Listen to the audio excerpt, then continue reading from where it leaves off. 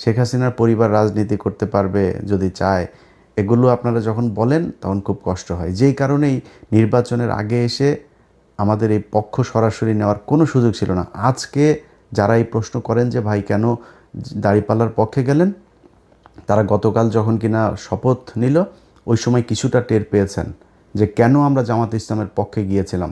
তারা প্রথম দিনেই এই শহীদের এতগুলো রক্তের সাথে তারা বেইমানি করেছে। এই গাদ্দারি আল্লাহ সহ্য করবে না। আপনি আজকে প্রধানমন্ত্রী হয়েছেন, মায়ের জানাজায় অংশ নিতে পেরেছেন, তারপরে শেষ মুহূর্তে পর্যন্ত অন্তত লাশ তো দেখতে পেরেছেন। এটা এই শহীদদের কারণে। এই যে কয়দিন আগে মানুষগুলো মারা গেল, এরা জামাত ইসলাম, আওয়ামী লীগ, বিএনপি কোনো রাজনৈতিক দল বুঝতো না। এরা সাধারণ মানুষ।